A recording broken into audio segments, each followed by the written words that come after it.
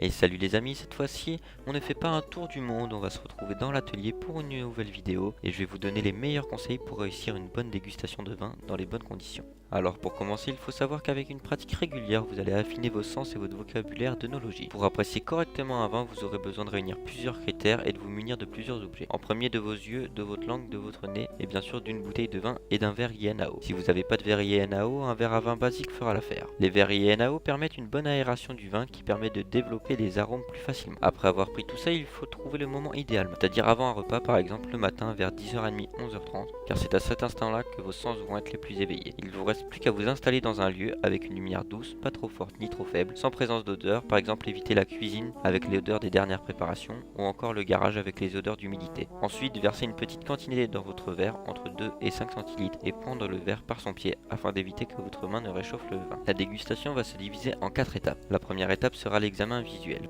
La première étape va consister à décrire en premier le disque, ensuite la couleur, donc on va parler de la robe. Ensuite on va incliner puis redresser le verre légèrement et on va observer la manière dont le liquide redescend le long des parois. Un vin ayant un bon degré d'alcool ou une bonne teneur en sucre glissera en formant des gouttes que l'on appellera les larmes. La deuxième étape sera le premier nez. Avant d'agiter, faites un premier nez pour avoir une première impression du vin et de ses arômes. Ensuite agitez dans le sens des aiguilles d'une montre pour libérer le plus possible d'arômes. L'étape 3 sera un second nez. Agitez cette fois-ci le verre dans le sens contraire des aiguilles d'une montre pour libérer les derniers arômes qu'il renferme.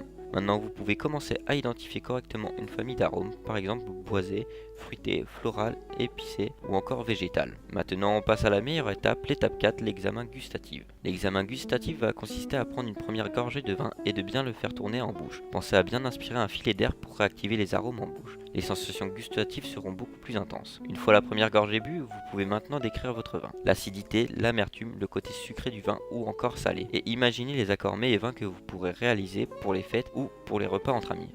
J'espère les amis que ces quelques conseils vous ont plu. S'il y a des questions, n'hésitez pas à me le dire en commentaire et à me dire ce que vous pensez aussi de mon travail en commentaire. Merci d'avoir suivi la vidéo et on se retrouve bientôt pour une nouvelle vidéo dans l'atelier.